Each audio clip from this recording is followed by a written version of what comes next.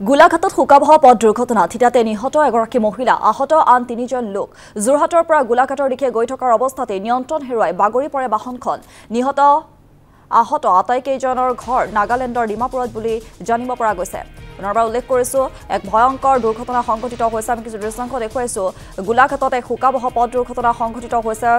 আৰু থিতাতে নিহত হৈছে এগৰাকী মহিলা আহত আন ৩জন লোক যোৰহাটৰ পৰা গোলাঘাটৰ দিশে গৈ থকাৰ অৱস্থাতে নিয়ন্ত্ৰণ হেৰুৱাই বাগৰি পৰে বাহনখন আৰু নিহত আৰু আহত আটাইকেইজন লোক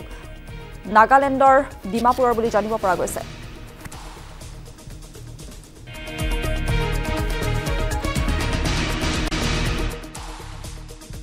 পূজা মণ্ডপত ৰখি আছিলোঁ ঘাম কেনেকুৱা এটা শব্দ বিকট শব্দ হ'ল এনেকুৱা শব্দ পচন্দ শব্দ আমি গোটেইকেইজন মানে ওচৰে পাজৰে আছিলোঁ তেওঁলোক আহি পেলাই গাড়ীখন পটককৈ আহি চাইছোঁ যে গাড়ীখন এনেকুৱা এটা মুহূৰ্তত পৰি আছোঁ গাড়ীখন এই যোৰহাট ফালৰ পৰা আহিছিলে তেওঁলোক ডিমাপুৰৰ গাড়ী হয় যোৰহাট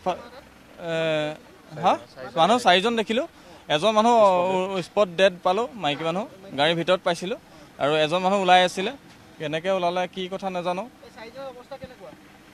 বাকী এইটো ড্ৰাইভাৰজনৰ একদম ভৰিটোৰ পৰা বেলেগকৈ ফচি আছিলে তেওঁ মানে ভৰি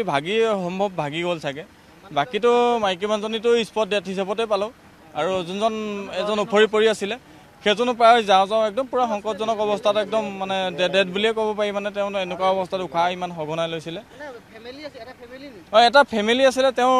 পৰিয়াল ধৰক এনেকুৱা এটা মুহূৰ্তত আছিলে তেওঁ পৰিয়ালে কৈছে এজন মোৰ পৰিয়াল হয় পৰিয়াল যিহেতু তেওঁ যোনগৰাকী পৰিয়াল আছিল তেওঁ ঢুকাই গ'ল অলৰেডি